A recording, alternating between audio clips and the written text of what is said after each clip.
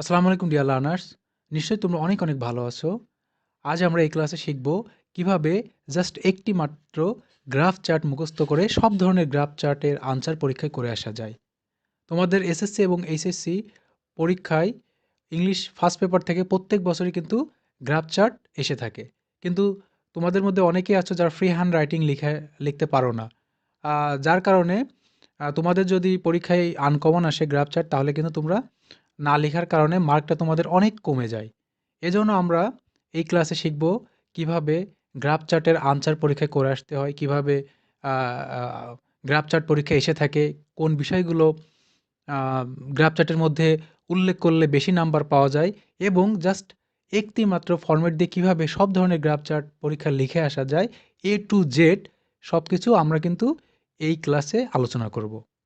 তাহলে তোমরা যদি ১ম থেকে শেষ পর্যন্ত ভিডিওটা খুব সুন্দর করে এবং খেয়াল করে দেখো তাহলে আশা করি গ্রাফ চার্ট নিয়ে আর কোনো সমস্যা থাকবে না ইনশাআল্লাহ। তাহলে চলো আমরা ক্লাসটা শুরু করি। গ্রাফ চার্ট লেখার সহজ নিয়ম। আচ্ছা, তার আগে আমরা একটু জানবো যে গ্রাফ চার্ট আসলে কী? গ্রাফ এবং চার্ট বলতে বিভিন্ন ধরনের টেবিল, পিরামিড, পাই চার্ট, বার ডায়াগ্রাম এবং লাইন চার্ট ইত্যাদিকে বোঝায়। এই যে তোমরা এখানে যে ৫ ধরনের এই যে চার্ট দেখতে পাচ্ছ না? এই ৫ ধরনের চার্টই কিন্তু পরীক্ষায় এসে থাকে। এর মধ্যে যেকোনো একটা পরীক্ষায় এসে থাকে, ঠিক আছে? এই যে উপরে ব্যবহৃত ৫ ধরনের যেকোনো একটি ফর্মে তথ্য এক্সামে কিন্তু দেয়া থাকবে। এবার আমরা দেখব যে গ্রাফ চার্টে কোন অংশগুলো থাকে, ঠিক আছে? গ্রাফ চার্টে কিন্তু প্যারাগ্রাফের মতো একটা তোমার হচ্ছে যে গুড ফরম্যাট প্যারাগ্রাফে ৩ টা অংশ কিন্তু তোমার হচ্ছে উল্লেখ করতে হয়। ঠিক গ্রাফ চার্টেও কিন্তু ৩ টা অংশ উল্লেখ করতে হয়। এই ৩ টা অংশ যদি তোমরা উল্লেখ করো তাহলে কিন্তু তোমরা ফুল মার্কসই পাবে। আচ্ছা, সেই অংশগুলো একটু দেখি আমরা কোন অংশগুলো উল্লেখ করতে হয়। দেখো, টপিক সেন্টেন্স ১ম এ। টপিক সেন্টেন্স হচ্ছে ১ম এ এমন একটি বাক্য লিখতে হবে যা গ্রাফ অথবা চার্টে যে বিষয়টা আমরা লিখছি সেই বিষয়ের উপরে পাঠক সহজেই যাতে বুঝতে পারে। এ তথ্য প্রশ্নের মধ্যেই দেয়া থাকবে। ঠিক আছে?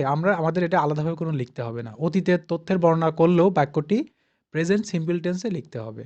ঠিক আছে? অর্থাৎ এখানে যদি অতীতের কোনো তথ্য আমাদের ওই গ্রাফে দেয়া থাকে না কেন, তারপরেও আমরা প্রেজেন্ট টেন্স দিয়েই ওই বিষয়টা বর্ণনা করব। অর্থাৎ টপিক সেন্টেন্স বলতে এখানে আমরা এক কথায় বুঝবো হচ্ছে যে এটা কি বিষয় সম্পর্কে দেওয়া হয়েছে সেটা আমরা একবারে এখানে জাস্ট লিখে দেব। আচ্ছা, এবার তারপর দেখো ২ নম্বর হচ্ছে সাপোর্টিং সেন্টেন্স। এখানে কিছু বাক্য দিয়ে গ্রাফ চার্টটি বর্ণনা করতে হবে। এখানে নিজের কোনো মতামত প্রকাশ করা কিন্তু যাবে না।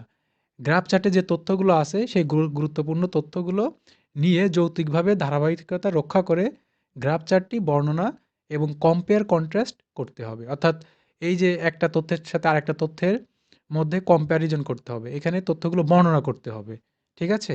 ৩ নম্বর হচ্ছে কনক্লুডিং সেন্টেন্স। কনক্লুডিং সেন্টেন্স হচ্ছে ১ টি বা ২ টি বাক্য দিয়ে গ্রাফ বা চার্টটি সম্পর্কে একটি স্পষ্ট ধারণা দিয়ে উপসংহার লিখতে হবে। আমরা যেমন ওই যে কম্পোজিশনে শেষে কি করি? উপসংহার লিখি না? এখানেও কিন্তু ওরকম ১ টা বা ২ টা দিয়ে আমরা উপসংহার লিখব। তাহলে এই ৩ টা বিষয় যদি তোমরা গ্রাফ এবং চার্টের মধ্যে খুব সুন্দর করে উল্লেখ করতে পারো, তাহলে কিন্তু পরীক্ষায় খুব সুন্দর নাম্বার পাওয়া যাবে। আচ্ছা, এবার দেখো আমরা আ এখানে দেখব যে কয় ধরনের তথ্যপূর্ণ গ্রাফ পরীক্ষায় এসে থাকে। ৪ ধরনের তথ্যপূর্ণ বিষয় পরীক্ষায় এসে থাকে। দেখো, ঊর্ধ্বমুখী গ্রাফ আসে। যদি ঊর্ধ্বমুখী গ্রাফ হয় তাহলে আমরা increase to অথবা climb to ব্যবহার করব। যদি নিম্নমুখী গ্রাফ আসে তাহলে decrease অথবা drop to ইউজ করব। অপরিবর্তিত, অনেক সময় অপরিবর্তিত গ্রাফ আসে, ঠিক আছে? এই যে অপরিবর্তিত গ্রাফ অর্থাৎ যেই তথ্যগুলো কখনো পরিবর্তন হয় না, প্রত্যেক বছরই একই থাকে। সেক্ষেত্রে আমরা ডিড নট চেঞ্জ অথবা রিমেইন স্টেবল অ্যাট এটা আমরা ইউজ করব, ঠিক আছে? এই ভার্বগুলো ইউজ করব। আর যদি গ্রাফটা উঠানামা করে, এই ধরনের গ্রাফও কিন্তু এসে থাকে। তাহলে রাইজ অ্যান্ড ফল অথবা ফ্লাকচুয়েটেড অ্যারাউন্ড এই ভার্বটা কিন্তু আমরা যেকোনো দুটার মধ্যে একটা ইউজ করব। তাহলে এই ৪ ধরনের তথ্যপূর্ণ গ্রাফ বা চার্ট পরীক্ষায় কিন্তু এসে থাকে। এই ৪ টার মধ্যে যেকোনো এক প্রকারের তুমি তথ্যপূর্ণ গ্রাফ পরীক্ষায় পাবে। আচ্ছা, এবার আমরা দেখব যে পরীক্ষায় কিভাবে গ্রাফ চার্ট এসে থাকে। সেই প্রশ্নটা আমরা দেখব, স্যাম্পল কোয়েশ্চেন। বলছে দেখো, the chart and or graph shows the internet users in Bangladesh from 2000 to 2009। ২০০০ থেকে ২০০৯ সাল পর্যন্ত ইন্টারনেট ইউজারের পরিমাণ এটা কিন্তু এখানে বাংলাদেশে এটা দেওয়া আছে। Now write a paragraph analysing or describing the graph and give a suitable title to it. এবার কি করতে বলছে যে এখানে প্যারাগ্রাফ আকারে লিখতে বলছে এবং এটা নিয়ে আমাদের সম্পূর্ণ ডেসক্রাইব করতে বলছে অথবা অ্যানালাইজ করতে বলছে। ঠিক আছে? এবং এর একটা সঠিক একটা কি দিতে বলছে? একটা টাইটেল দিতে বলছে। ঠিক আছে? তাহলে আমরা এই স্যাম্পল কোয়েশ্চেন অনুযায়ী আমরা এখানে শর্ট ফরম্যাটে কিভাবে একটা দিয়ে সব ধরনের গ্রাফ চার্ট আনসার করা যায় সেই বিষয়টি আমরা এবার শিখব। তাহলে ১ম এ কি করতে হবে? আগে একটা টাইটেল আমাদেরকে এখানে টাইটেল ঠিক করতে হবে। সেই টাইটেলটা কিন্তু তোমরা এই পরীক্ষার প্রশ্নের মধ্যেই পাবা। ঠিক আছে? কোন জায়গা থেকে পাবো দেখো, আমরা এই টাইটেলটা দিয়েছি এখান থেকে, the internet users in Bangladesh. তাহলে আমরা তোমার হচ্ছে যে গ্রাফ চার্ট লিখতে গেলে ১ম এ একটা টাইটেল বাছাই করব।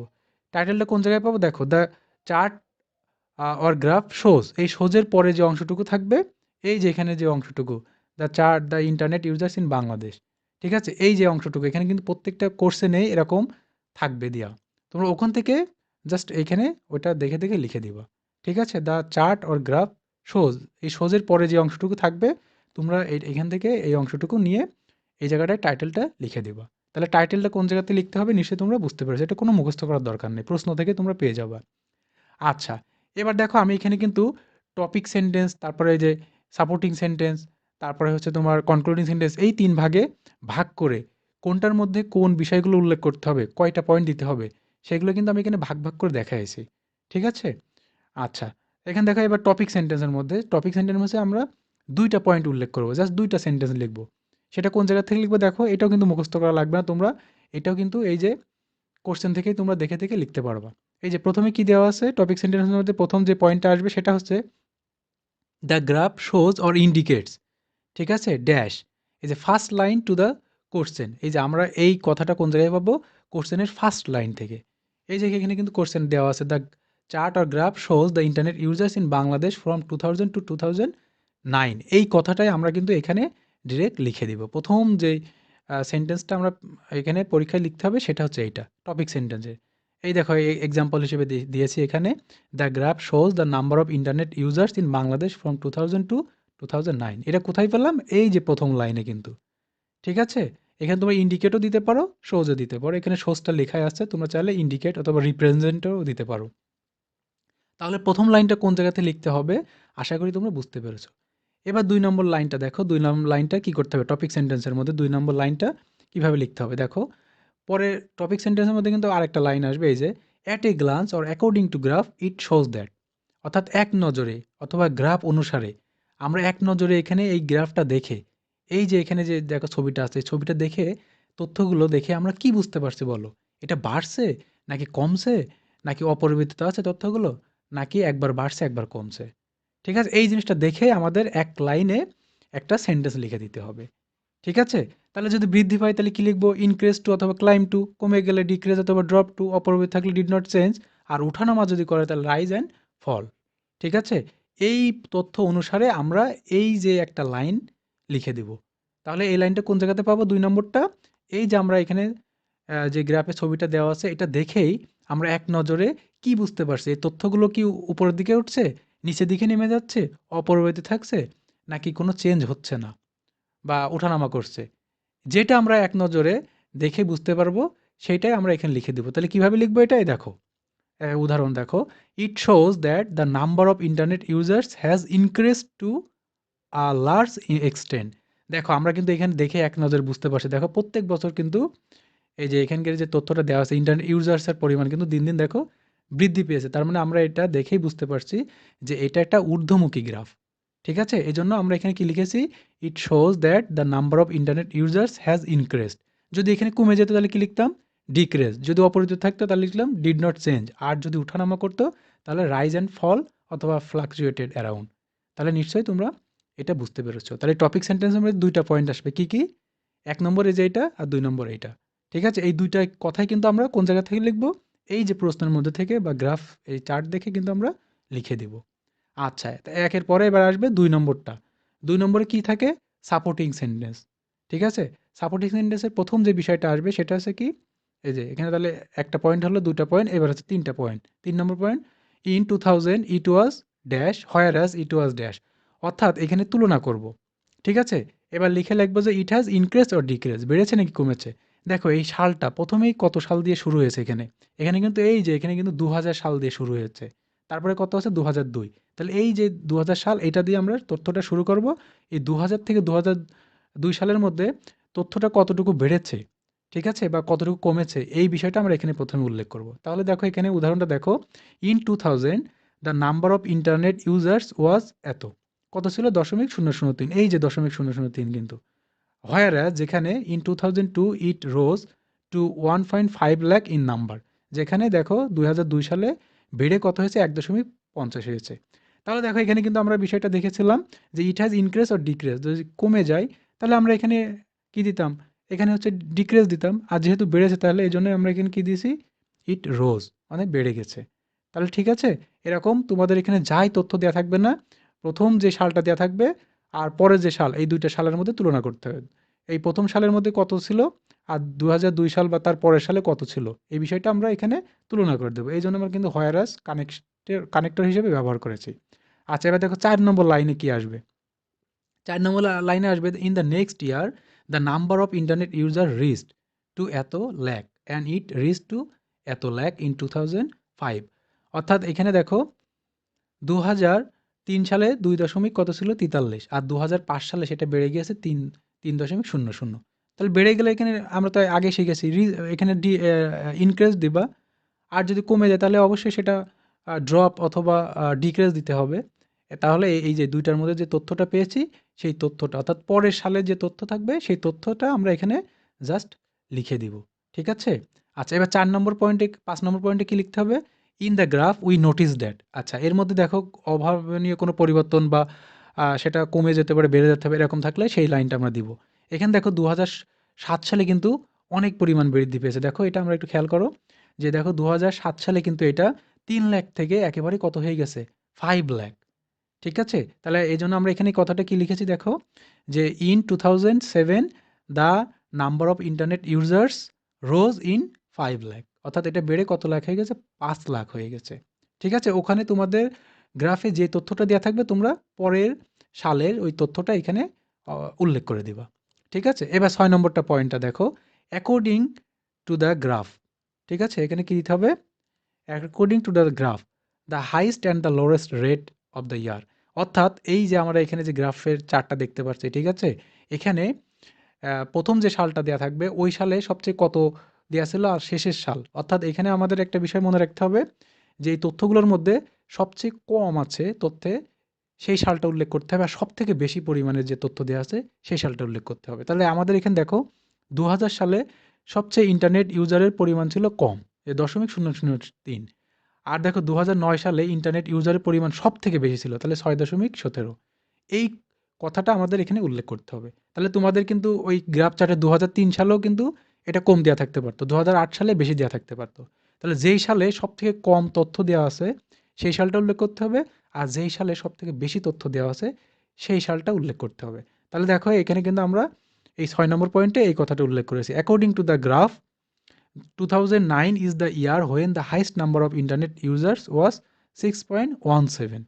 ঠিক আছে? ওখানে কিন্তু ২০০৯ সালে ইন্টারনেট ইউজারের পরিমাণ সবথেকে বেশি ছিল, ২০০৯ সালে। আর while 2000 is the year when the lowest user was দশমিক এই যে ০০৩। দেখো তাহলে এখানে এই যে বিষয়টা আমরা এখানে দেখে দিয়েছি যে ২০০৯ সালে কিন্তু ৬.১৭ ছিল। আর ২০০০ সালে দেখো ০.০০৩ ছিল। অর্থাৎ এটা ছিল সবচেয়ে হাইয়েস্ট অ্যামাউন্ট ইন্টারনেট ইউজার্স। এটা ছিল কিন্তু সবথেকে কম।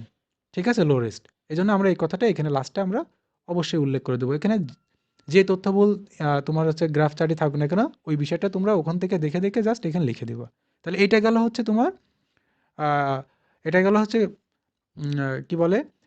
এর সাপোর্টিং সেন্টেন্স। এবার আসবো আমরা কনক্লুডিং সেন্টেন্স। কনক্লুডিং সেন্টেন্সে জাস্ট একটা লাইন তুমি লিখে দিলেই হবে। সেটা কিভাবে লিখবে দেখো? অ্যানালাইজিং দ্য গ্রাফ, অর্থাৎ এই গ্রাফটা আমরা অ্যানালাইজ করে কি বুঝলাম? উই ক্লিয়ারলি সে দ্যাট, আমরা বলতে পারি ইট ইজ। আচ্ছা, এটা বেড়েছে নাকি কমেছে নাকি পরিবর্তন হয়নি? নাকি হচ্ছে একবার বেড়েছে একবার কমেছে? তাহলে তোমরা এই গ্রাফটা দেখে, ঠিক আছে? আলোচনা করার পরে যে আমরা কি তথ্য পেলাম এখানে? অর্থাৎ অনেকটা ওই যে ১ম লাইনটা লেখার মতো। ঠিক আছে? যে ইন্টারনেট এই যে বেড়েছে নাকি কমেছে? আমরা কিন্তু ১ম লাইনে লিখেছি। ওরকম একটা সেন্টেন্স তোমার লাস্টে লিখে দিবা। এই গ্রাফটা আলোচনা করে কি বুঝলে? যে এখানে তথ্যটা কমেছে নাকি বেড়েছে? নাকি হচ্ছে তোমার পরিবর্তন হয়নি, নাকি হচ্ছে একবার বেড়েছে একবার কমেছে, সেই কথাটা এখানে লিখে দেবো। তাহলে এটা আমরা কিভাবে লিখবো, এই দেখো, analysing the graph we clearly say that more and more people are being interested in using internet keeping pace with the developed countries. তাহলে আমরা এই ইন্টারনেট ইউজারের পরিমাণ দেখছি যে কি দিন দিন বৃদ্ধি পেয়েছে। আমরা এই গ্রাফটা পর্যালোচনা করলে বা অ্যানালাইজ করলে এটাই বুঝতে পারি যে দিন দিন ইন্টারনেট ইউজারের পরিমাণ বৃদ্ধি পেয়েছে। কারণটা কি? এই যে উন্নত বিশ্বের সাথে তাল মিলিয়ে চলার জন্য। ঠিক আছে? তাহলে এই যে ৩ ভাবে কিন্তু আমরা এখানে বর্ণনাটা দেখাইছি। টপিক সেন্টেন্স, সাপোর্টিং সেন্টেন্স এবং কন্ট্রোলিং সেন্টেন্স। কোনটার ভিতরে কোন পয়েন্টগুলো আসবে। ঠিক আছে? এভাবে কিন্তু আমরা দেখাইছি যাতে এটার ফরম্যাট। এই ফরম্যাটটা তোমরা সুন্দর করে মুখস্থ রাখবা। আর পরীক্ষা আনসার করতে হবে কিভাবে? এবার আমরা সেই রিয়েল আনসারটা দেখি। এই যে এইভাবে আনসার করতে হবে। তোমরা এটার একটা স্ক্রিনশট তোমরা দিয়ে নিয়ে রাখতে পারো। ঠিক আছে? এই যে internet users of in Bangladesh, এটা হচ্ছে টাইটেল দিতে হবে এবং এইভাবে করে তোমাদের পরীক্ষায় কিন্তু লিখে আসতে হবে। আর আমি এখানে ভাগ, ভাগ করে দেখাইছি কিসের জন্য? যাতে করে তোমরা বুঝতে পারো যে কোনটায় কোন পয়েন্টগুলো আমাদেরকে আলোচনা করতে হবে বা এখানে দেখাতে হবে। তাহলে আশা করি তোমরা এই একটা ফরম্যাট দিয়ে যেকোনো ধরনের আ গ্রাফ চার্ট পরীক্ষায় যদি আনকমন আসে তাহলে লিখে আসতে পারবা। আজ তাহলে এই পর্যন্তই। ভালো থেকো, সুস্থ থেকো। আল্লাহ হাফেজ।